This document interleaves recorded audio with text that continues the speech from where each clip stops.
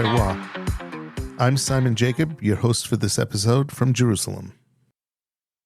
Before we get started, I ask that wherever you are, please take a moment and pray for the safety of our soldiers and the safe return of all of our hostages. So Pesach, Passover, is over. And we've spent these last long weeks tasting wines during the 4 kosot, the 4 cups, but we've also been missing chametz, bread, or more generally, all the leavened products we are so used to consuming on a daily basis.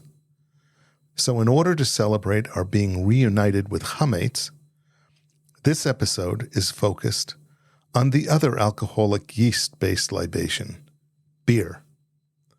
The following is a conversation with Ephraim Greenblatt from the famous Israeli Hatch Brewery. So, on to some hardcore chametz conversation and tastings.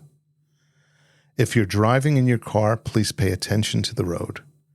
If you're home relaxing, please open a great craft beer, sit back, and enjoy this very special journey. Welcome to the Kosher Terroir. Happy to be here. What a treat. This is a first for me because normally we are very, very wine-centric, though I think you'll hear some wine-centric discussion as well in our discussions going on. But I have here with me Ephraim Greenblatt from Hatch Brewery. Hatch Brewery. They make some very exciting and incredible beers. And since Pesach is over, I figured let's get directly back into the chametz. Got to jump right back So in. You got that's to what jump we're right doing. back in. So that's the goal here. So what are we drinking? Okay, so we are drinking a beer called Local Time, which is a relatively new beer of ours in our core range. We produce 6 beers that we call our core range. So those are beers we have all the time. And this is our newest addition to it. The other 5 are ales, and this is a proper lager. It's a Helles-style lager. So you're looking at a very, very light beer. You're looking for a bit of bready malt character, a very low bitterness. You might get sulfuric notes from a lager, but this is a classic, sessionable, take this to the beach, but have some complexity. But not a lot of complexity. So Okay. I'm not a person who likes normal Abbey Ales or things like that. This is a lot more complex and a lot more. It's not a very complex beer, but it's got a lot more complexity than a typical Abbey Ale, for me at least.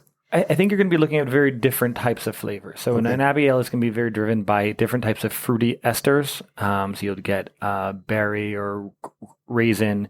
You'll be a bit malt forward. The Abbey Ales have a really wide range. Just in Trappist beers, you'll have 4 different ones, single, double, triple, quads. Right. So you can have a really wide range, but you're going to have very noticeable esters.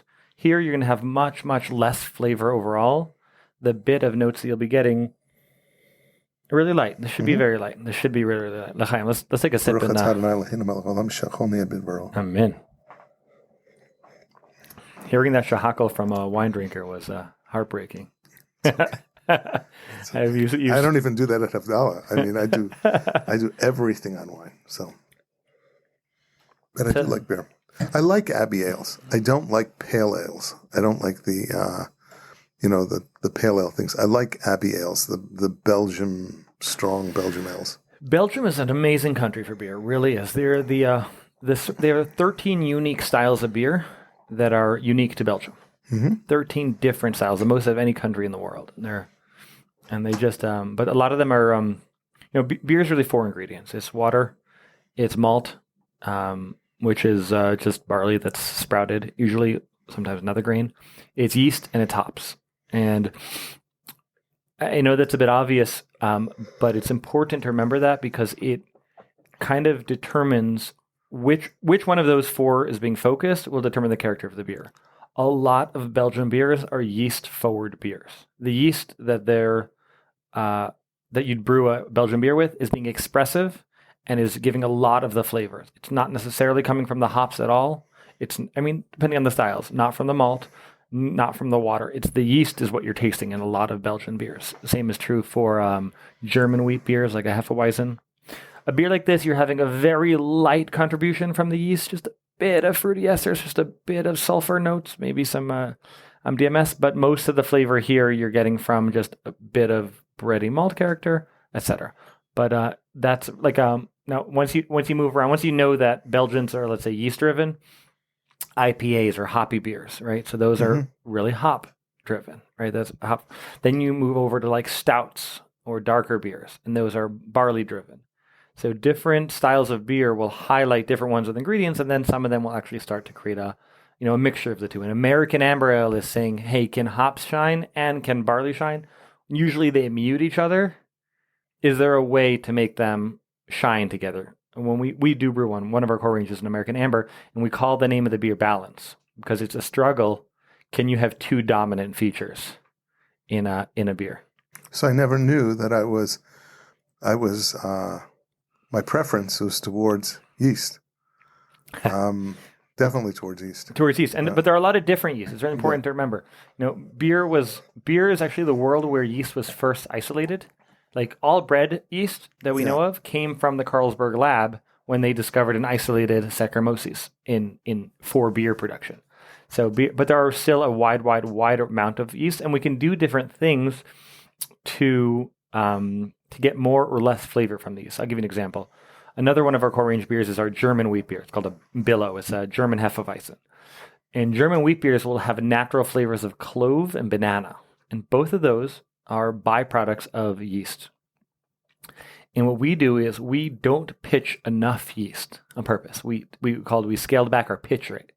And what that does is it creates a little bit of a stressed environment for the yeast as they're trying to replicate in order to handle the amount of sugar or maltose that they're being fed. And what happens there is the yeast gets stressed and produces excess amounts of these chemicals that don't get reintegrated. And that's where you get more banana and more clove. And we wanted a more expressive beer. So we actually create a bad environment in a sense for the yeast in order to get these flavors. But those are not the flavors you're going to get in a German yeast. It's a very different set of flavors. Okay. So but before we go absolutely crazed. Is this too nerdy? Sometimes I get too nerdy. No. I have a tendency. I love it. It's a pattern. I love it. I've done it once and I do it all the time. I totally love it. And I think our listeners are going to love it too, because people are listening in to learn. So I've learned a lot even in this few moments. I didn't realize that the breakout of the different types of beers were so clearly differentiated. So tell me a little bit about yourself. Sure. Where do you come from? How did you get on this path? You're originally from where? I grew up in a small state called New York. I don't know if you've heard of it. It's near Connecticut. Yeah. It's near Connecticut. We're in New York. Long Island. On Long Island. 5 towns. Okay. I'm born and raised. And I would one of 9 kids, went to some pretty intense yeshivas over there for a lot of years.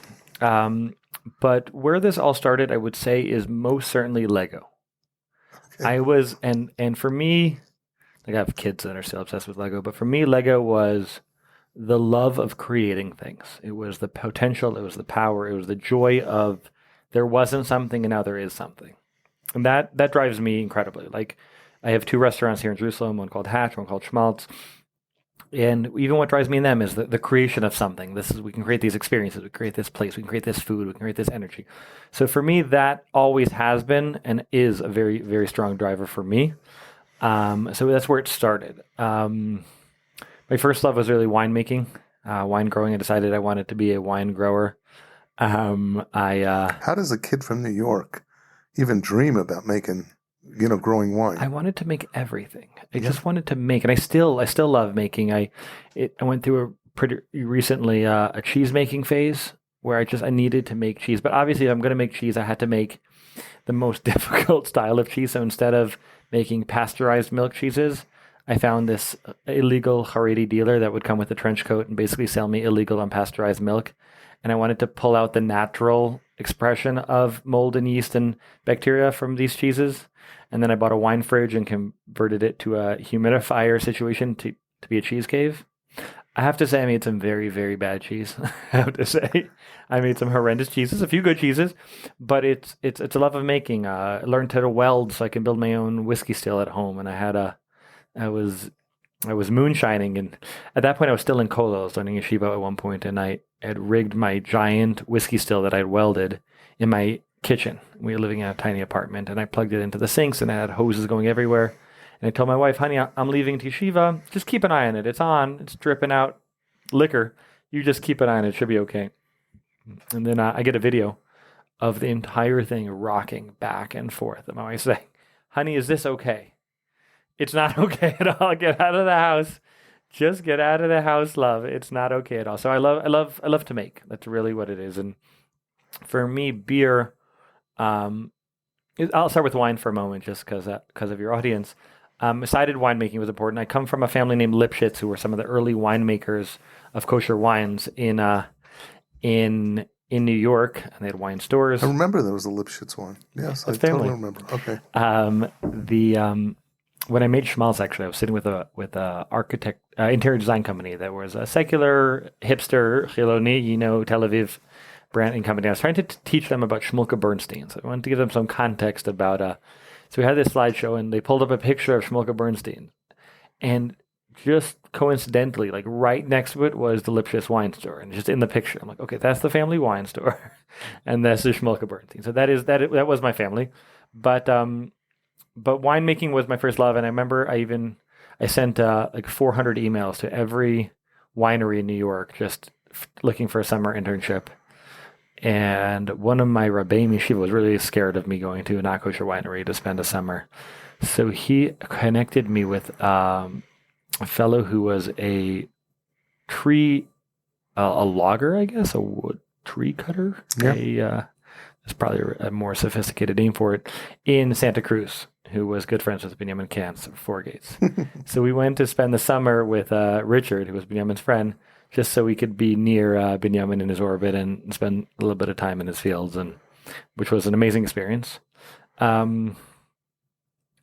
Ultimately, there were some things about the wine world that were a little hard for me, like we were just talking about it a little bit tonight we were at a wine festival, and just talking about the customer experience of it and the barriers of approaching it knowledgeably, and that really threw me off a bit, and actually went back to yeshiva afterwards. Went back to Kollel. And then one day these hands needed to do something. Like, my hands have to be doing things. And I just felt this. So I called him Denny Kahn. Denny Kahn was the owner of Buster Cider, and he had a homebrew shop then. At that point, it was in Mivaseret. And my Hebrew was pretty bad at that point. And I called him and I said, Shalom, ta medaber Anglit. And Denny, who's I think from Texas, went, "What's that?" It's like, perfect. That's what I want. So I started brewing, and then it was a very, very obsessive. I have a tendency to go far and intense with some things that I start. So I brewed my first beer was a stout, and then when I started scaling up, building equipment, and then I just wanted to brew. Wait a second, but does Danny make? He has Busters. So Denny had Busters at that point, coming out of his homebrew shop in Mivaseret. Yeah. Then they moved to Nocham. Okay. And that's when he was always distilling. He loved distilling. He was always distilling, but that's when it was sold to Oak and Ash. Okay. Now you have Asher and Leiby that are the owners of Oak and Ash, which owns the Busters brand. We saw them tonight at the. Right. Mm-hmm. So but how did you get to beer? Because that's distilling.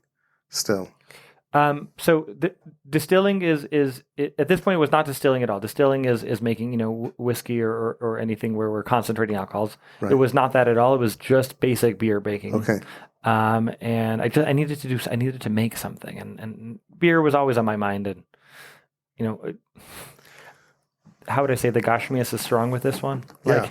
No, it is, because it's not like I'm waiting 3 years before I can put something on the shelf for a customer or what have you. It's faster. It's very similar in a lot of different ways to making wine.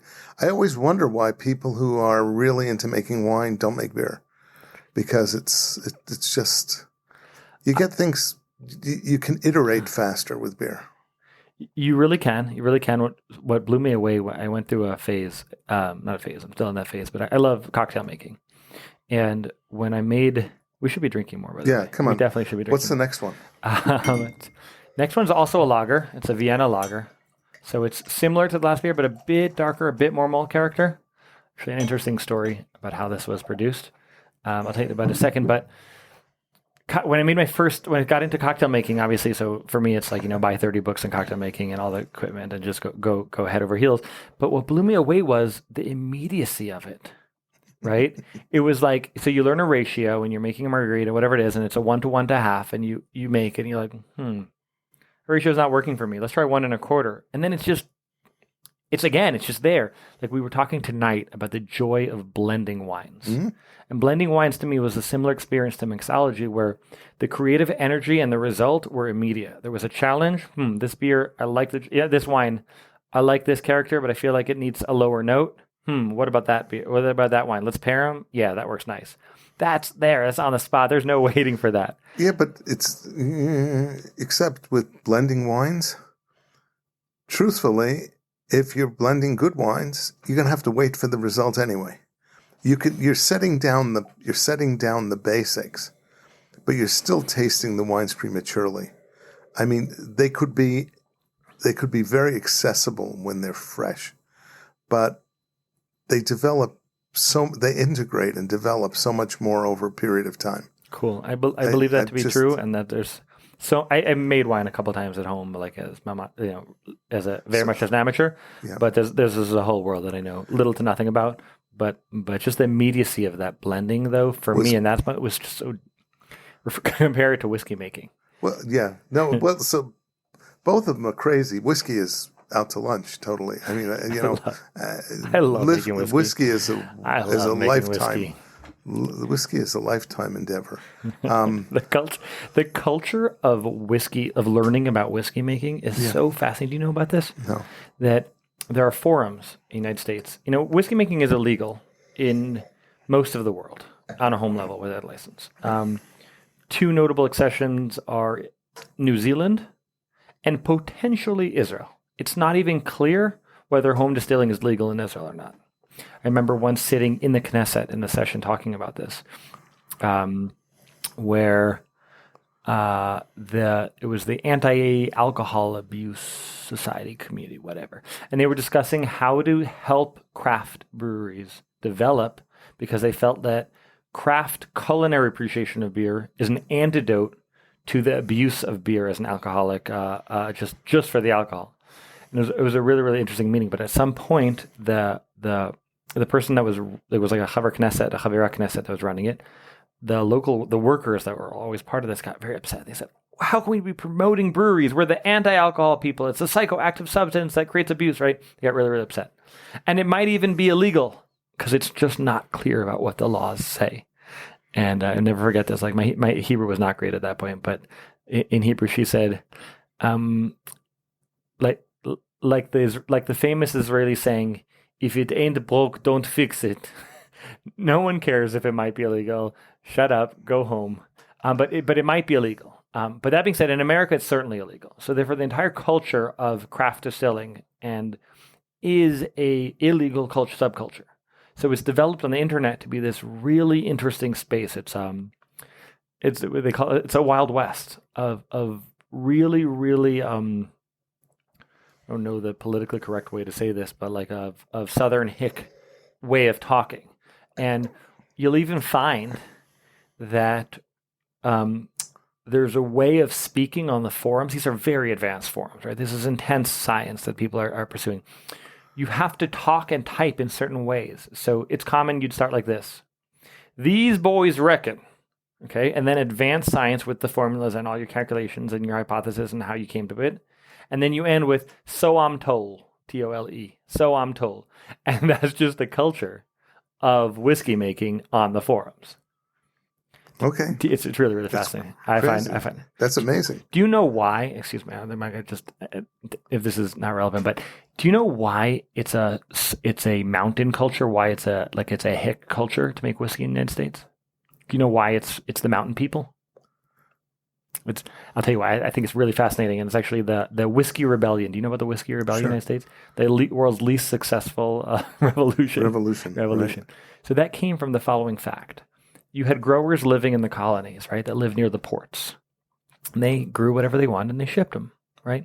But if you live deep in the sticks in your cabin and you grew a field of beautiful corn, what do you do with the corn? You can't ship it to port because by the time it gets to port, it was not worth the shipping cost.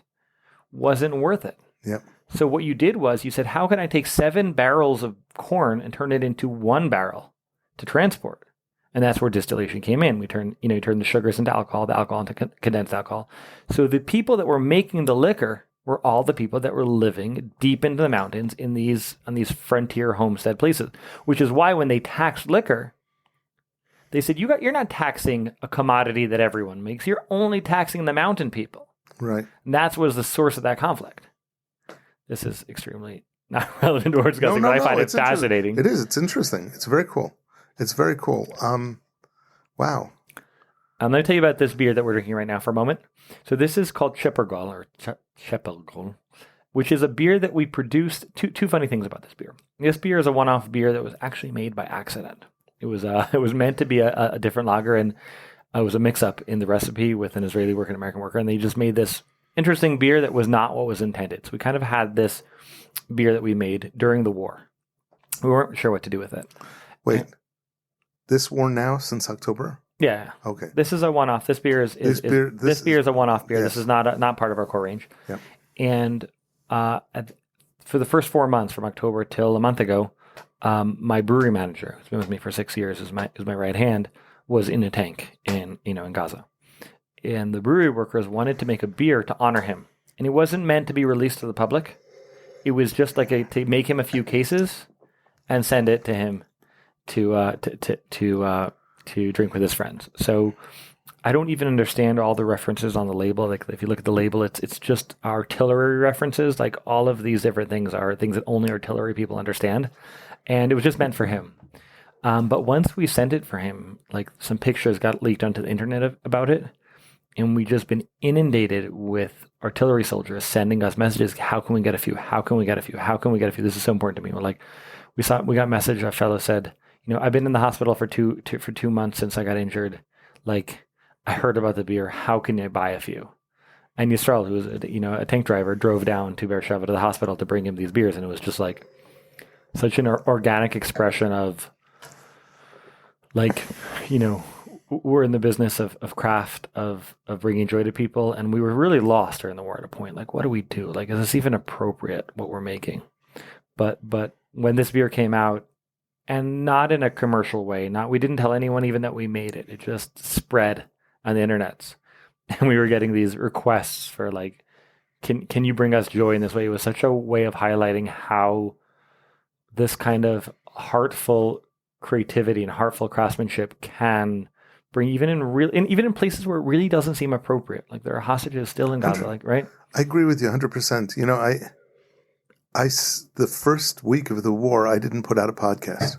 Because I said, how can I put out something so mundane as a podcast about wine? It's ridiculous. I basically shut down. And that first Thursday after, I suddenly got messages like, where's the podcast? So I thought, I said, come on, you know what's going on, right? And then I got an email from one of the listeners who was in Gaza. That was about a week later, because they didn't go into Gaza immediately. But he was one of the earliest people into Gaza, and he had the wherewithal enough to have an email, and he said, "Where's the podcast?" So I said, you above all know what's going on, right? Is this an appropriate time to do podcasts? He goes, we're not fighting. We didn't leave our families and leave our work and fighting in order for everybody to be home, huddled around, worrying. We're fighting for Israel to be the way it has to be. I want the podcast. Get off your butt. Like get going. Get We're back to fighting work. so you could live, not so you can sit there dying and worry. Yeah. So he said, stop. Just go back to life and let us worry about what we're doing in Gaza, and you get the podcast done. So after that, I've put out a podcast every week, and I got it. I'll never forget the first week or two when I wasn't sure whether to open my restaurants, and I remember just making this choice to open a little bit, kind of casually, and watching people just come with so much anxiety and so much fear, and just having a moment to just be safe and have some food and some comfort.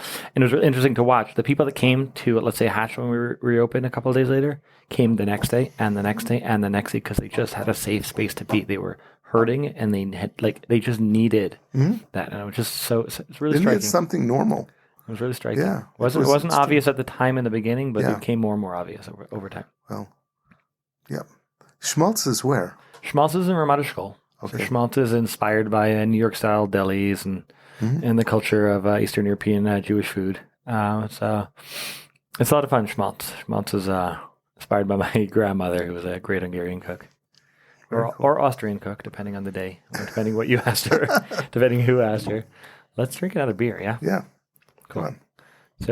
So we started again with Local Time, which was a core range lager, and then we had the Chipper Gold, which is a lager that's not part of our core range, and now we're drinking a beer that we just released called Schnappy. Okay, and this is actually pretty cool. So we make, like I said, 6 core range beers, and then every month we attempt to make 3 brand new beers, either brand new or we made them once a year ago, but really push ourselves to create in bottles with labels and everything, new beers all the time. And that for us is very, very important for just pushing ourselves creatively as a craftsman and just really coming up with new things and things that we're curious about or that we're excited about or that we're driven by. So the beer that you're drinking now is Schnappy, is a New England IPA. It's a beer that we made once about 6 months ago, and it was really, really, really popular. And we've just had nonstop messages and emails about why you're not brewing more of these. So we just re-released it last week. It'll be sold out the next day or two. A beer like this is not going to be on the shelves for very long.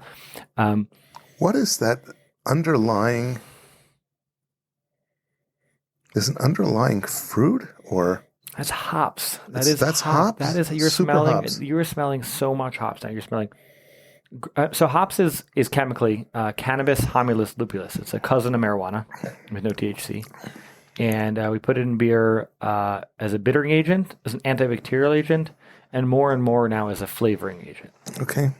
So, and the flavors break into different categories, but here you're getting a lot of the tropical notes. And what we call dank notes, which are actually closer to the marijuana style of flavors. A New England IPA is less bitter than a usual IPA. It's hazy. Do you see that? Yeah. Do you see how it's not clear? Yep. So these are called hazy beers, or people that are into them are called haze boys. These are hazy IPAs, and they're hazy because of the sheer volume of hops, and they're traditionally brewed with a bit of oats or something that's going to create some of this kind of creamy, hazy approach. So it's IPAs are usually more bitter, and New England IPAs are less bitter and more hop forward and hazy. Alcohol level on something like this? I will tell you when I read it on the bottle. 6.1. Okay. This is 6.1. These are all around 5, 6. There's 4.5 to 5 is considered usual. 6 is starting. IPAs are a little higher alcohol as a style, but this is pretty standard for an alcohol. Yeah. The difference actually between 5 and 6 is actually an important percent point. I don't know if you know this, because your body can process about 1.5%, depending on the size body, but about 1.5% beer per hour. Right. So when you drink a 6% beer, that 1% of alcohol is the only alcohol you'll feel over that hour, which is why a lot of people say I get really messed up from craft beer, because those extra percent or 2 or 3 is what your body's not processing out in that hour. So that's why triples. Well, triples are 9-10%. I don't think. That's what really messed me up. The first time I ever had a triple was New Belgium. Was in Colorado. I was actually in Colorado, up in Estes Park, and that's at about 12,000 feet. Mm-hmm. So I'm up at 12,000 feet. We were barbecuing, and I had this little bottle of triple, and I was totally looped. And I said, "How in the world could I get so looped from this one little bottle?" And it was because it was a triple, but it was also because of the altitude. Oh, wow. And the high altitude just totally accentuates any alcohol that you're drinking. It's really crazy. Fascinating. I wonder why that is. I, High altitude is lower pressure, which means you're getting less oxygen, right? Yeah. But cool. Fascinating. Yeah. If you ever want to get really smashed, drink something heavy duty. A triple in Denver. In Denver. You know, well, this is almost 5,000 feet higher than Denver, but. My goodness. So this is a style that's fun to drink. I like this. This is delicious. This is really delicious. I could get into being a haze boy. Because this is really, I like things that have more flavor and that are, a little crazier, a little hazier. This is fun. This is a fun, approachable beer. Actually, this is a more bitter New England IPA than many, which I like. Some of them, New England IPAs they're really popular right now, and some of them are really just hard to drink. And I think what makes this very drinkable is the bitterness carrying the creaminess. Yeah, the creaminess carries it. It's carried, and sometimes they just step the bitterness so far back, and it's just flaccid and just a soup. I always wondered why they had both malt and hops. I always thought, well, you got hops, so you just ferment them. You create this. So there are no fermentables actually in hops. Hops, it's interesting. So let's talk about what malt is for a second. Malt is a confusing term that everyone knows to use the word, but it's a bit of a confusing term about what it is. So again, sugar. It is sugar. It's a source of sugar. It is. Again, if I get too nerdy, you just slow me down. No, go but for it. Ultimately, you have starches, right? Starches are 26 molecules of sugar attached to each other. And in nature, energy is stored that way. But it's not sweet. If you eat a cracker, if you eat flour, if you eat bread, it's not inherently sweet. Those are starches, which is 26 molecules of sugar. And the reason why it's not sweet in nature is because if it was sweet, birds and bugs would eat everything. There'd be no way to store energy. So this is a way to store energy, sugar is energy, but it's not sweet.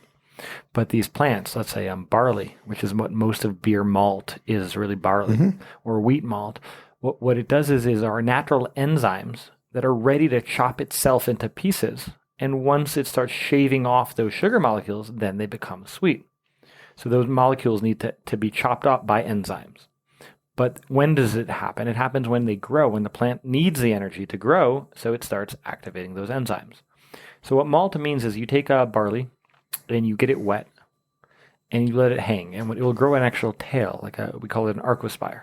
And we don't do this. The maltsters do this. We buy it already malted. But a maltster does. It takes barley and lets the tail grow. And the barley gets into a phase where, hey guys, we're growing now. Let's release the enzymes we need to chop up our energy. And as soon as those enzymes become available, they dry it, the tail falls off, and that's now called malt. So when we as brewers take this malted barley now, or we're calling malt, it's now enzyme active or enzyme ready. And we grind that and put that in warm water. Those enzymes go crazy. They start chopping it up. And we manipulate exactly a lot of variables to what enzymes we want to do what. But we take barley, which is not sweet, we put it into our mash tun at a certain temperature with water, and it comes out sweet. So we're actually getting that enzymatic breakdown. So what malt is going to be the source of all of your sugars. And all alcohol that you've ever drinking in your life was sugar. Sugar is alcohol. Alcohol is sugar, right? 100%. Those are coming together. Now, hops, though, is not going to provide any sugar or anything fermentable to the process. It's going to provide antibacterial properties, which are important, so that only yeast are working here, not souring agents. It's going to provide bitterness, which is a flavor balancer. And it's going to provide all these different flavors, where in this beer, you're getting a really exaggerated sense of the different kind of flavors they could bring. Those flavors come in different categories. There's citrus flavors, which are pretty common, grapefruit or orange. Is that... Okay, so now I'm going to get back into the... I always love to compare things. All right. So when you have a couple of glasses, you can compare wines. That's the only way for me to really explore.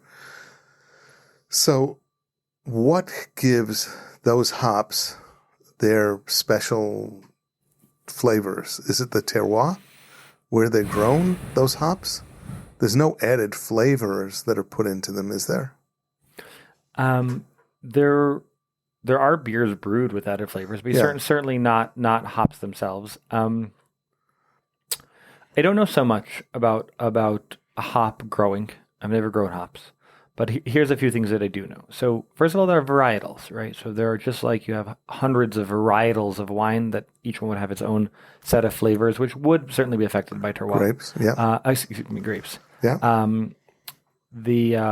Would certainly be affected by the terroir, but different grapes have different personalities, different types of flavors. Mm-hmm.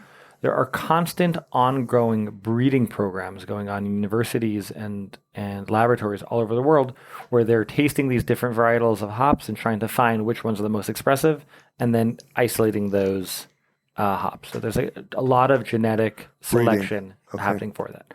Now, that being said, the environment does affect a lot. For example, I have made beers with Israeli-grown hops. But Israel is a very, very bad country to grow hops in, because our winters are not cold enough.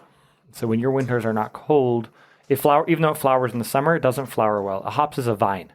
It's a perennial vine. So if they grew it up on the hormone, it could grow. Yeah. It grew around my house. I brewed beer. I had a neighbor who was a home brewer, and a friend of mine, a secular guy. We were good friends. We'd drink beer together. Me with my tzitzis and my white shirt and my black helmet. We'd sit, and he was secular, and we brewed tons of beers. We had tons of fun, and he would grow hops. So he had a very poor yield, but enough for our home brews. So it's not a great country for that. But if you moved up into the mountains, it can be done. You could probably get a better variation of temperatures and what have you. You just need cold winters. Winters is what you need, and I'm sure in the mountains that it is doable. I don't know how much demand there is for it, but there is definitely a lot. It's definitely can be grown here if it's cold. But that is hops. Hops is it's an amazing world. It's changing year to year. Often the new varietals that we brew with are just numbers, because they're not even named yet. Like the varietals, we're just dealing with experimental products. Now there's a lot of a new world of hop products where they'll actually isolate the flavor compounds from the hops and give it to you in a powder form or in an oil form or a liquid form. I think there's some overlap with the dispensary marijuana community, but it's creating really interesting hop products, because at some point you hit upward limits of how much hops you can add to a product before it gets too grassy, too astringent, too tannic, absorbing too much of your beer. So to keep going, craft brewers, I love craft brewing. I love the world of craft brewing. I love the culture of craft brewing. And there are a few features of that culture. One of them is sharing and being open. Like, craft brewers are amazing. Like, one of the best beers in America was Russian River Breweries made made Pliny the Elder. And I remember people would send the brewer emails, "Hey, your beer's won the best beer in America. How do I make it?" And he would say, "Here's my recipe. Take it, enjoy it." So it's a really, really transparent culture. And it's also a culture of pushing the limits of, like, how far can we go? And they've hit the upper limit of how much hops you can put. So they had to keep going. And now there's this new world of hop extracts and hop products. It's a really, really fascinating world. I love how far they go with this stuff. And they're no restraint. Okay. No restraint. Okay, so what are we having next? So the next beer we're going to produce. I'm in a producing mindset. It's okay. The next beer that we're going to drink is a chai masala beer. So it's a Indian. It's a brown ale spiced with chai masala. It's actually a collaborative brew that we made with a brewery out of Tel Aviv called Shnit. Shnit is a really cool brewery that also has a very, very high rate of creating interesting and unique beers. And one of we talked before about the culture of craft brewing. And one of the really special parts of it is just this energy of helping each other, working with each other, being inspired by each other. And I think they are a very special brewery, Shnit. And for me, it was so important to say, "Hey guys, let's make a beer together." So this is a beer that my brewer sat with their brewers, and they tasted the spices, and they worked through what beer do we want to make it, what level of spices. They fought. There was a big fight about how intense to make it. Should it be an over-the-top spice beer, or should it be a subtle spice beer? A lot of fighting, a lot of discussion, but ultimately they made this product together, which is a cool expression of craftsmen working together. Let's take a sip. So my family's Indian background. Really? Yeah. My father was born in Calcutta. And So I'm not. Indian spices are not foreign to me, and I can taste them coming through. Really coming through. There's this in we talked before about Belgian beers, and the spices are sometimes used in Belgian beers, but there's this monk line the monks say, which is, if you can identify the spice that I put in, then I put in too much. Right? It should just tickle. It should just. So this isn't not a very aggressively spiced beer, but it is a fairly spiced beer. But the goal is to have the different spices come together in a way. Yeah, no, this isn't overpoweringly spiced or something. It doesn't taste like I'm having curried beer, but I can taste that undertone of spices. Yeah, so it's kind of it's on a pretty gentle base. It's not too bitter. It's not too sweet. It's not too intense. It's not too malty. It's a pretty gentle base that's carrying this kind of cohesive. So you mentioned your brewers and their brewers got together. How many people are involved in this? How many people are in your organization? So my brewery is 4 workers. I'm the owner. I have a brewery manager and a brewmaster, and then he has a worker that helps him in the production floor, and then a sales manager. So that's 4 of them. But me, my brewery manager, and my brewmaster are all beer judges. We're all beer geeks. We're the ones that sit in competitions and rate beers and give feedback. And it's a very intense culture in the brewery of like a beer craftsmanship. So even though I technically only have 1 brewmaster, but there's at least 3 of you. There's a lot of us with. There's 3 brewers, 6 opinions. I don't know how it works. 2 Jews, 3 opinions. It's that kind of situation. A lot of dialogue. A lot of dialogue. Very cool.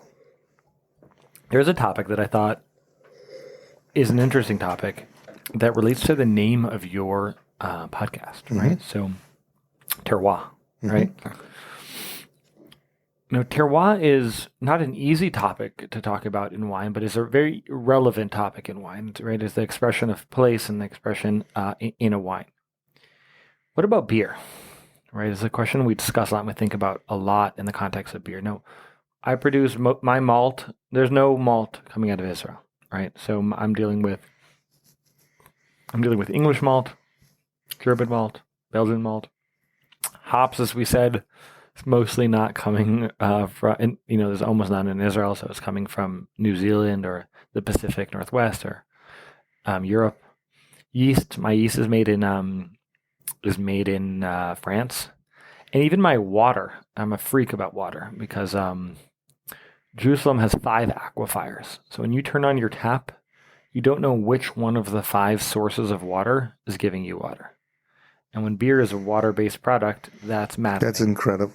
That's crazy. So what we do is we have a reverse osmosis system that works throughout the night to fill up this water tank of stripped water that has no mineral content whatsoever. And then when we write a recipe for a beer, we also write a recipe for what water profile we would like for a beer to highlight those flavors. And then we use different minerals and salts to rebuild the water the way we would want it. That's how to create a consistency for a beer. So my water is not an expression of place. I strip it and make it from someplace else. So does beer have a terroir? Is there a beer of its place? And what would be the parameters, and what would that, how would that look? It's a really fascinating question, especially because we're in a pursuit of a soulful experience, and we want a beer of here. I want a beer that makes sense for now and for here, to express here. Yet all of my ingredients are coming from are either stripped away or being imported. So what makes a beer from this place is an important question for us. We talk about it a lot. I'd be curious to hear how that question sits with you.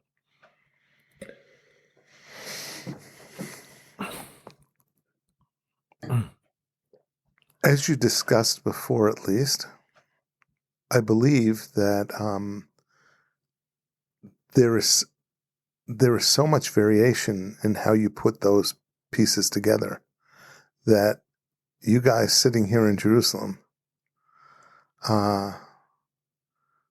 making this beer, that imparts a certain terroir to what you're doing.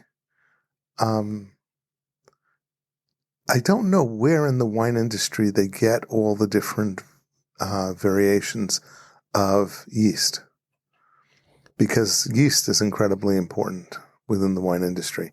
I mean, it's kind of funny. People always say, "Oh no, we we use natural yeast. We just use the yeast in the air, and that's what we do. No, nobody does that. Nobody does that in a production environment, because as soon as you introduce any yeast to your winery, the winery is inundated. With that totally yeast. Inundated with that yeast. So you have to basically, if you want to change the yeast that you're using, you can't just sit back and not introduce a yeast. You have to overpower whatever yeast is functioning in the winery at the moment. So that's the only way you can really control the yeasts. Do you know what lambic is? Spontaneous fermentations in beer making? No. This is a wild thing. We discussed that there are 13 styles of Belgian beers. Trappist beers or Abbey Ales, as we call them, are some of them. But there's another style called lambic, and lambic is produced in a wild, wild way. It's produced only in January, okay? And the beer, when it's hot wort, when it's hot boiled sterile liquid, is dumped outdoors usually into a copper bathtub the size of a room. It's called a coolship. Mm-hmm. And it will cool overnight in this tank. And what happens is the bacteria from the air will actually settle in it. And after that night, they'll move it to wooden barrels, and they'll age them for 1 year, 2 years, and 3 years, and they'll generally blend them for a classic Guez Lambic.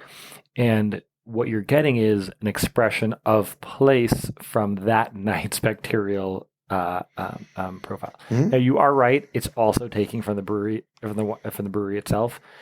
So much so that when a lambic brewery will move, they are scared that they're going to lose their house culture. And what they'll do is they take their beers and they spray the walls and the ceilings and the floors of the new facility to let the bacteria and yeast get hold in there, so that to keep their character consistent. But that is definitely something that would fall into the category of an expression of space. Mm-hmm. Yeah, it's a really fascinating question. I think over time it will develop, because you'll start getting hops from here. I mean, the climate in Israel is one of the most remarkable climates in the entire world. We have within such a small footprint. So many climates. It's unbelievable. I had an aunt who worked I went to Airport City, and I was like, what's going on? Coat on, coat off, coat on. It's freezing, it's raining, it's hot, it's cold. What is going on? Well, it really shows I had an aunt who worked for the botanical garden. And she was from Cornell. She was a botanist in Cornell. She came here, and she said, we're in I love flowers. If you look at my Facebook posts, I'm always posting flowers. I have within a block of my house, apples, pomegranates, lemons, oranges, loquats, kumquats. I mean, like, I have everything. All of those in my backyard. I know. Where I live right now. People, I don't grow mangoes here, but if you're a little further west, you can have people grow mangoes. This is all within a state that's the size of New Jersey, so that diversity of climate and little microclimates is just incredible. So I'm not sure that in the future you won't be able to develop a real terroir-based beer. I would go a different direction entirely. And I would suggest that the agricultural expression of terroir, or the most... Whoa. You just poured me a new beer, and this thing is like, you got to be kidding. This is fruit. This is fruit. So this is a this is a mouthful. Okay? Yeah, this didn't come from hops. No. This is not from hops. So this is a Moreno cherry and licorice pastry sour smoothie. So that's a mouthful. We could break that down a bit. But so it's a sour beer. Yeah. You're getting a lot of sourness. You're not going to get bitterness in a beer like this. We're going to use sour character instead of bitter character, which will bring it much more into the wine balance. It's sweet. The smoothie, it's not really sweet. It's sweet, but it's not like over the top, super sweet. no, it's not cloying in a wine world. Not wine cloying, but this is beer sweet. Yeah, this is definitely sweet for a beer. It's a smoothie, so you'll actually get pieces of fruit. Like don't be surprised if you get. It's also got it's creamy, super creamy. Yep, that's there. And there's Moreno cherries and actual black licorice candies. Yeah, I can taste the black licorice too. And that's actually one of the fun things in brewing is just like my brewers were like saying like, I think cherry would be cool in this. And another brewer said, but it needs some complexity. You add another layer. And I had two guys spend 2 hours peeling candies. Like that's what they did to make this beer. And it's so irreverent in a wine world. Wine world is so respectful of what we're growing and what we're making, and here it's just like, let's play. This is playful. This is absolutely playful. But going back to the terroir question for a second, I think that, let's see if I can word this well. How would you want it to go? So I don't know how I'd want it to go, but here's how I observe it going, and I'm cool with it, okay? Terroir is French for dirt, right? Is it spit land? What does it mean? It involves the soil and the stones, the irrigation. Cool. It involves all of the growths around it, like all the plantings around it, the trees. So in the wine world, it also involves altitude, climate. So it depends on which side of the hill you are, your sun exposure, and all the rest of that stuff. So go ahead. I would say that in the wine world, terroir is looked at through a very agricultural lens. It's what we're growing, an expression of identity through what we grew, right? But just I'll key into one last thing before I let you go. And I'm sorry, I'm being an extremely bad host because what a host is supposed to do is listen. But there is one other side to terroir that was involved, was discussed, but typically it gets lost in the process these days. Part of it is in the process of making the wine. Okay? So as an example, in Spain, in Madeira, they take the barrels and they expose them to the sun in order to get this sun-baked barrel with the wine inside it, and it imparts a certain Madeira flavor to the wines that come from there. So your process is also part of the terroir, and I think in that instance, it might play more to where I think you're trying to go with this. But go ahead. So I'm actually going to go really even a different direction than process. We make 3 new beers a month, which means we're in a constant dialogue with our customers about what they want to drink. That's cool. What they have, what excites them. It's a constant, process. And I suspect that terroir beer made sense through the lens of what are the economics of brewing this product, and what do the people want to drink, and what the people in a given place want to drink. And what is economical to produce is what created the stouts of Dublin and the IPAs of England, and the different areas that the different beers were created were reflections of what people wanted, what made sense for them. When did they drink it? What part of the day did they drink it? What was the way that they culturally held this drink? Beer is held in hundreds of different ways. Is it in Holland, where children are given 2% beers in school because that's just part of the culture? Or is it, I think that's true. No, that's true. Someone from Holland could correct me. Okay. But there's so many different diverse cultural ways to hold the product, and that dictates what makes sense for this place. And ultimately, when you're in this dialogue and you're reflecting what makes sense economically to brew and what makes sense culturally to brew, you end up tightening and refining what is the beer of this place. That's a cool idea. It's an incredibly cool idea. It kind of reverses the whole thought of what terroir is. Because what it is what you're saying is that it's the consumer that's driving the terroir rather than the area, but it's the consumer from that area that's driving the terroir. Yeah. And I think that's probably extremely true. I mean, it's very perceptive of you to even think of it that way. And I always like to have my mind opened a little bit, or a lot. So that's really perceptive. I think it's a fascinating process. Turns it on its head. What is it to me? Because it's so important to us. Like whenever I travel anywhere, I want the food from that place. I want the drink from that place. I want what is here. Give me expression of you. And in beer, it's not as natural. In winemaking, it's so natural to be an expression of here. So what's interesting is I wonder if that really impacts wine too. Because, I mean, you have all of these German Rieslings, and you have all different things, all different wines being made.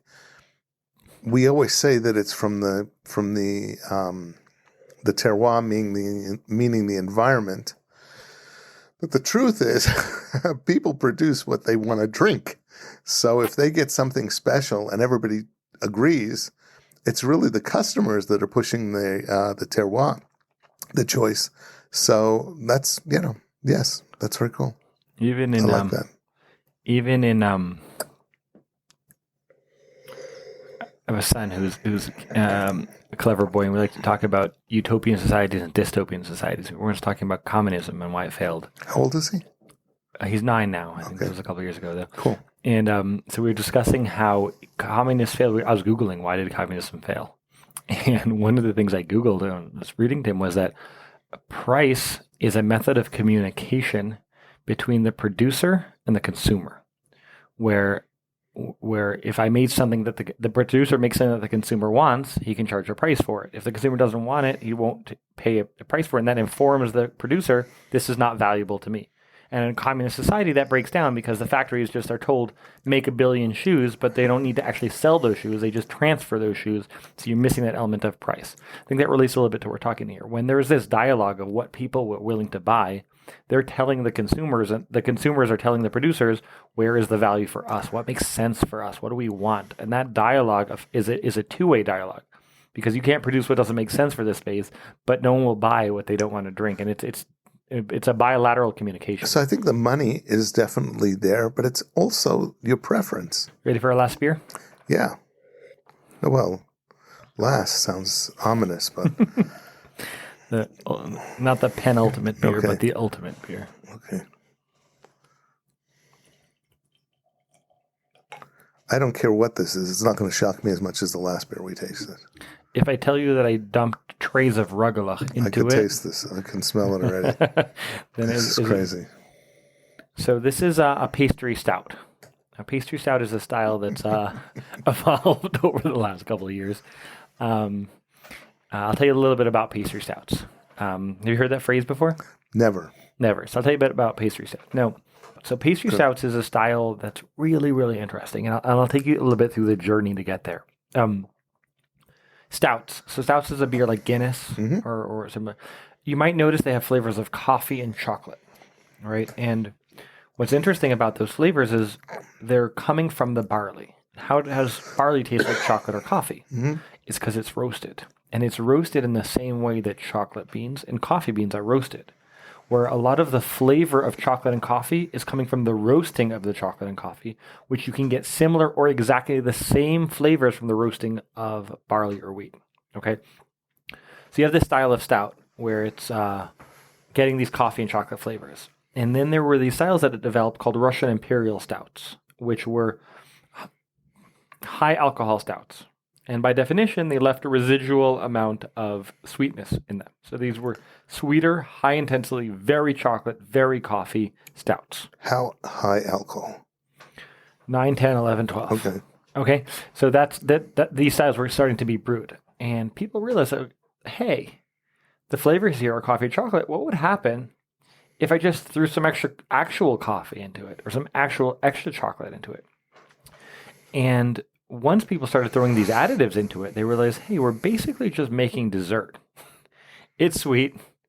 It's intense in flavor. It's got coffee. It's got chocolate. What about a little bit of crackers? Like, what about a little bit of something crusty to go into it? And ultimately, people just started. Yep. Ultimately, people just started making these dessert beers, and eventually came a point where people said, "Okay, well, can I make a donut beer? Can I make a croissant beer? Can I make a Boston cream pie dessert?" And at some point, they started actually just putting those actual ingredients in there as well. So they designed the beer to taste like a certain dessert, and then throw the dessert in as well. So when you throw the dessert in, how does it impart the flavor? I mean, just because you take a chocolate chip cookie and put it into the beer. So in a vacuum alone, it wouldn't. Yeah. A chocolate chip cookie in a beer wouldn't necessarily leave a beer that tastes like a chocolate chip cookie. But if you developed all the characteristics of your chocolate chip cookie to be in this beer, you wanted vanilla, you wanted that saltiness, you'd separately isolated the different flavors and figured out how can I add those at different points in my malt profile and my exactly how to design it for that. So then throwing in the thing itself either can add or can just be a gimmick. Like let's be frank. Like I don't think that every time someone dumps something in there. But this beer was a beer designed to taste like rugelach and to be influenced by rugelach. We actually had a lot of fun with it. We what we're tasting is the base beer. We released it, 3 of them, and we aged the other 2, one in a Cabernet Sauvignon barrel and one in a whiskey barrel from Milk and Honey. So we set it up as a whiskey and rugelach. It's like, when do you use this? Shabbat Kiddush? I wanted to bring you that one. We sold out these beers pretty fast. So they were all sold out. So I just grabbed the last. I think this might be the last bottle that we haven't sold. It's just found in the corner of a fridge. I was like, how many bottles do you make when you do something like this? So it depends. It depends on how wacky of a project it is. Our usual production size is about 1,000 liters, 500 to 1,000 liters per production. So how many barrels is that? Is that multiple barrels or is that one gigantic barrel? We use barrels that we get from wineries and from whiskey places that are about 300 liters. Yeah, 300 liters each. Yeah. That's general. We have a great relationship actually with the Milk and Honey distillery because they make whiskeys that are ex beer barrel. So they're very happy for us. So we you give them the beer barrels and they give you back the. No, it's the opposite. They get wine barrels. They put whiskey in it. Then they pass it to us and we put beer in it. And we pass it back to them and they put whiskey in it a second time. Okay. They even shared with us once one of their gin barrels, which is actually pretty cool because gin is not a barrel aged product. Yeah. Right. But I was going to say, wait, what? What it doesn't. So Milk and Honey has made 2 runs of one smoky, one wine of barrel aged gins, and then we made sour beers aged in these really funky barrels. L'chaim. I don't know whether to say alamichya. Yeah. This is, you got to bench after this. You're going to bench after this one. But this is a fuller, deeper, richer. Man, I've had people tell me that they taste chocolate in cabs and cabernets and what have you. Not like this. This is this is not this is not like a hint of chocolate or a hint of easily. When I trained to become a beer judge, so part of the process is blind tasting 6 beers, and you have to know all the styles of beer by heart, and then you have to write a full review of the beer and giving feedback, and then you compare it to a professional judge's opinion. So my tongue was really important at that point. And I had to. I do like cigars. I don't smoke cigarettes, but I like cigars very much. And I like spicy food very much. And I had to keep off of those for a few months prior to kind of polish that. Smoking cigars is not great for your tongue, from what I understand. I would imagine that it would absolutely kill. I know people who drink wine who smoke cigarettes even, and cigars for sure. I don't know how you can do that and taste wines at any sort of level, but.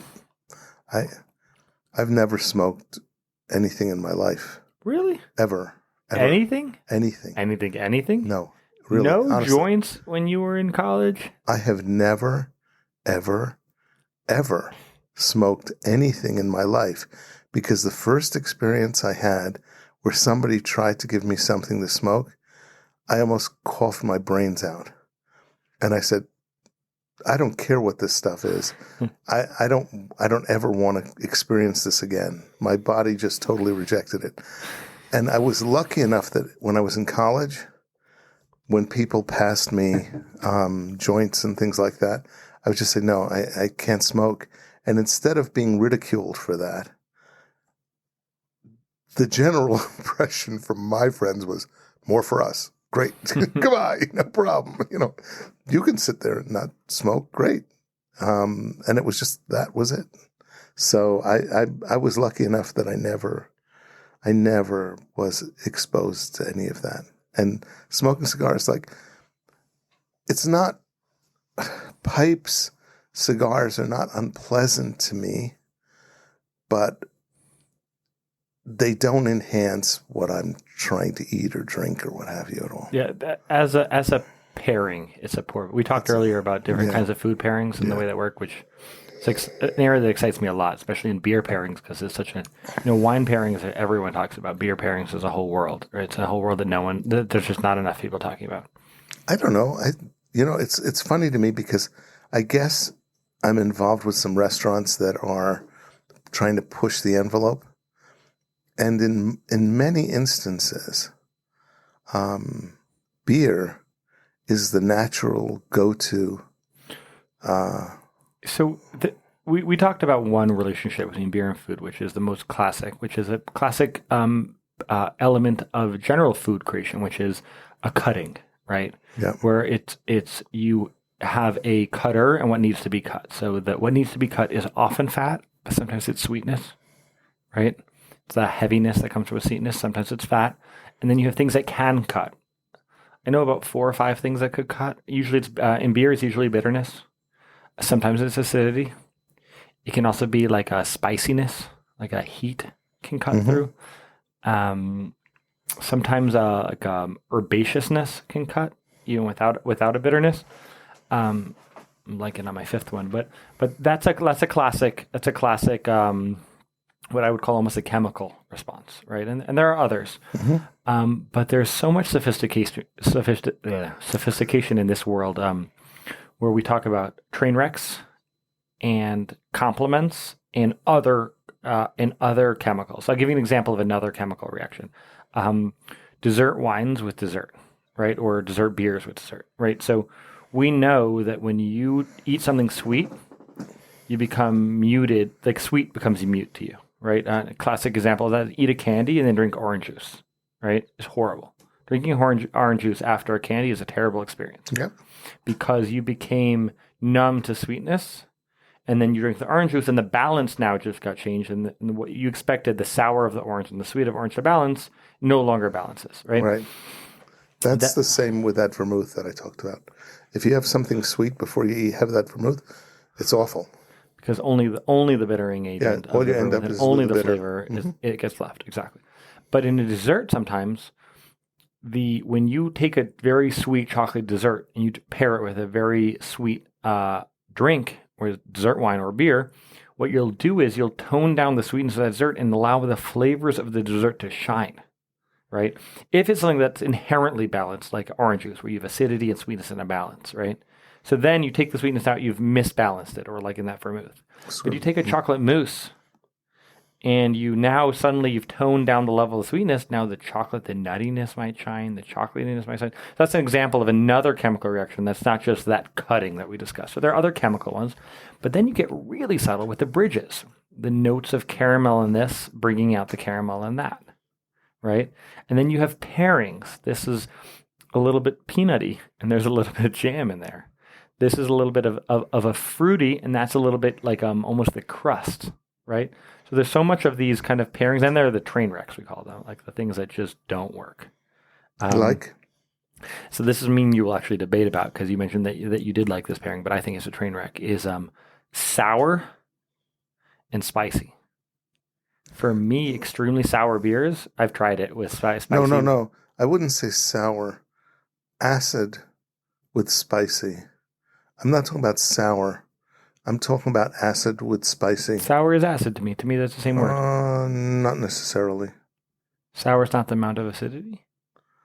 Could be. Yeah, maybe. I'm like as a science nerd, I group those things. But whatever it is, for me, acidity cuts heavy, but when it's spiciness, it basically just makes it more abrasive on your tongue.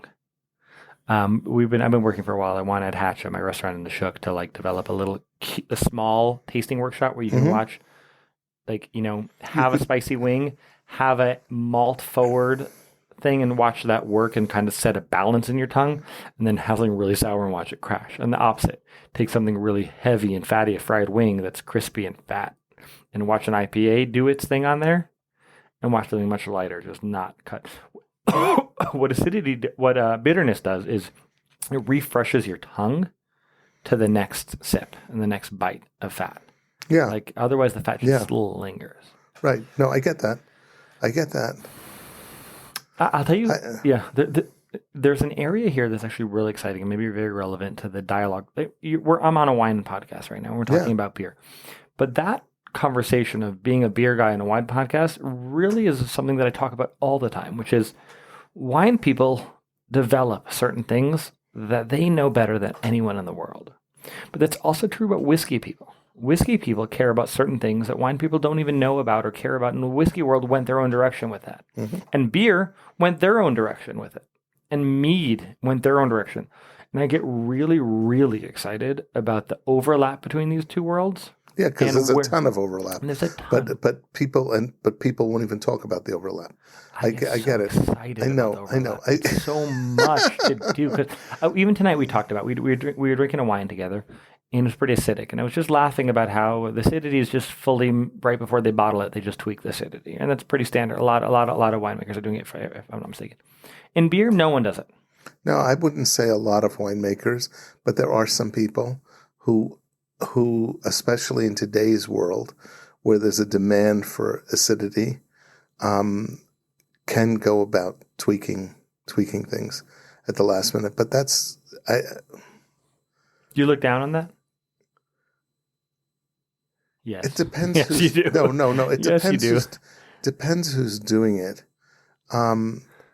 Wine people don't go anywhere close to this level of manipulation.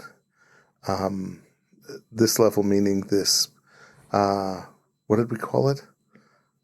This beer that we just drank? The pastry stout. The pastry stout. The rugelach pastry stout. This is like real rugelach, a real chocolate. I mean, I can it's called rugelach. I can taste the rugelach. I mean, it's like unbelievable. But I'll give you another example of let's say where the whiskey world, I like whiskey, sits to benefit from the beer world. Beer is served naked. We make our product, we ferment it, and we drink, and you drink it. This isn't naked. This is not naked. This is wearing a Purim costume, fella. Fine. But the local time that we started with, the Helles lager that we started with. I get what you're saying, but I'm just laughing when I'm drinking this. This is comically not naked. Okay, yes, but go ahead. The Helles lager that we started with, it sits what it is, right?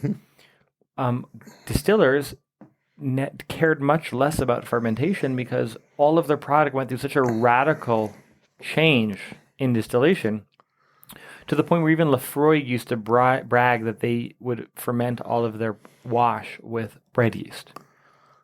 But they didn't care. They didn't have what to say. Like, I read a lot of these forums about whiskey making, and there's just absurd information about how to distill, how to ferment. Beer makers know the most in the world about fermentation because this is what they do all day, every day, trying to manipulate fermentation, right? Especially, wine people have it a little easier because wine is such a great format to ferment. It ferments itself. You just have to keep you have other variables. But put aside the beer and wine a moment. I'm listening. But I didn't realize I had triggered something here. No, but I think that specifically in comparing whiskey to beer, you have so much to learn. And in reverse, the wine world and the whiskey world have so much to offer the beer world in what you can do with a barrel. Right? What do you do with a barrel? Barrels have so much to give and so much to learn, and microoxidation and 100 other chemical reactions between the vanillins and the wood and what's happening and the bonding. And it's just exciting for me. The crossroads between the different areas are really, really exciting. It's so amazing, the variations that come about through this. When you, in blending flavors, in blending wines, you have the ability to take all of these different varietals, and put them in a barrel or put them in a tank first and ferment them and then put them in a barrel and age them. Or you can do it separately. Yaakov Oria, his latest, which we just drank the other night, I drank with him, 18 different fermentations. He took the same varietal. It's the same grapes from the same vineyard. And he made 18 different variations. Okay? 18. I love that. Okay? I love and that then, so much. Me As too. a nerd, I love that so much. And then he blended them to create this final wine. And it's like, it is so a rich person that and makes full. 18 different fermentations from the same base product is a learner. He wants to know. He is hunting to understand. Teach me what happens when I do this variable. And he documents every little thing. Hunting to know. Yes, 100%. And that's what makes him the winemaker that he is. It's unbelievable. That is teach me.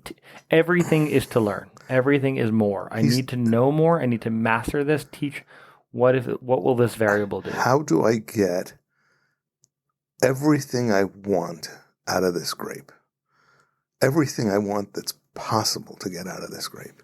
Oh, so I mean, it's like it's unbelievable, but amazing. It's so crazy. It's crazy. Initially, he had a thing called Yaakov's Playground, and that was 13 variations. Now you can't. 13 is not enough. You can't. 13 variations. It's just you can't. What are you going to do with 13 variations? You need 17 plus. If it's not more than 17, I don't even want to talk about it. I just want you to know there isn't a winemaker alive that I know of, at least, that does anything like that. I mean, they'll blend, 4 different varietals together, but these are all the same variety from the same vineyard. There might be one that's covered and one that's not. He takes different variations of what's going on. Early harvest, later harvest, skin macerated, non-skin macerated, different yeasts that are blended in. And in the end, he then blends it together to get something that is just like, and actually what's kind of funny, we had a discussion about this, but I didn't discuss it on a podcast. It's kind of anti-terroir. Because what you're doing is you're basically shown how much power you have over the land. You're totally taking the terroir out of the picture. Because now what you're doing is you're making it to be exactly what you want. So I'm not sure it falls into the kosher terroir landscape, but it's definitely. But I think terroir is going to always exist in this dialogue. No, it's so always a dialogue part of it is between process. Control and yes. and control and what is 100%. So in that sense of terroir, it really is good. It's genes and nurture. It's who we are and what we want to be. It's this constant yin and yang of it's always going to be. I think terroir without the terroir without the influence of the winemaker is a forest. Yeah, it's it's just wild growth. Yeah, it's all forests are perfect terroir of being a forest. Yes, right. It's only when a winemaker steps in and says, "Now, where does that meet me? Where does that meet what I hold or what I think or what I want to do?" That you get this dialogue and you have an expression of place that's turned into a beautiful thing. So I almost call it the Oria terroir. It's like gone beyond the land and what have you. I've been waiting to this moment I want to pitch you this idea. I have this idea. I want to make a wine where I use 20 different varietals. Go ahead. 20 I know different exactly who to speak to. I know exactly he's 18. who to speak He's not my guy. No, I'm much more committed. I know exactly who I'm much more committed. I want to do 20. That's my idea. No, you want to do a beer with 20 different varietals. Yeah. When I started brewing, so the first 300 recipes that I made of beers that I brewed, I never made the same beer again because every beer was a question and an answer. I wanted to learn about a style. I wanted to learn about an ingredient. I wanted to learn about a hop usage. I wanted to learn about a technique. It was a constant hunt for learning more about this. Ultimately, one of the things I learned was that without iterative brewing the same thing over and over again, which is something that brewers get to do that winemakers might get to do less. You don't get iterative growth, learning from your mistakes on a given beer and then correcting them and watching that change. Well, you might also assume that something does something where it really didn't. It was a mistake. It's an incredible point. We always joke that Budweiser, which is maybe not the most exciting beer that you've ever drank, hires some of the most skilled brewers in the world because they have to make the same product day after day using grains that come from 2 different countries. Right? Yeah. Using hops, it's an organic product that comes from 3 different areas. That's a level of, to be able to create repeatability as a brewer is on that scale is just mind blowing. So that was the biggest thing with whiskeys, that the best whiskeys were all the blends because they got consistent flavors. And it was only after people said, they tasted a single malt and they go, wow, I like that. This is exciting. It's not the same taste as everything that I've been drinking up to now. How can I get more of this? And all of a sudden the world went over to single malts. But the truth is that the skills of these incredible whiskey makers are really accentuated in the blends. That's where and it's the same thing with wines.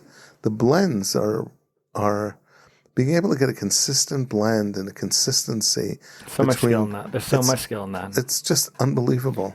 So ultimately, I found balance because my brewery manager, has been really for a long time, is a perfect opposite to me. I want the exciting. I want the new. I want to light everything on fire and start again. That's just my personality.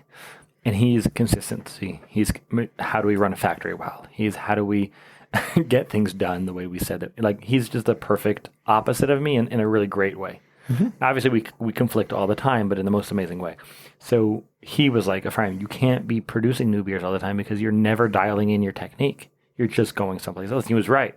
So we actually shifted for a while to producing these consistent beers. And now we're in this really, really, I think we're in a sweet spot where we have these 6 beers that we always have. And we're always brewing them. We're always perfecting them. We're always learning. And we're always tasting and correcting. And they're consistent. And then every month we're producing cherry... Moreno cherry, licorice, pastries, sours, smoothie beers, and chai masala collab beers, and rugelach pastry beers. Wow. Okay. Amazing. Hey, look, I got to let you go home at one of these hours because you've got a wife and kids. I got to find out if I'm still married. Well, that's true. I'll go check. So thank you for being on the Kosher Terroir. It's been a real pleasure. This was so fun. Thank you. It was for me too. Are we doing this again next week? How does this work? I'm ready. I'm ready. I'm ready to. After this, I'm ready to start a beer channel. Let's do it. So take care. Amazing. Shalom bracha.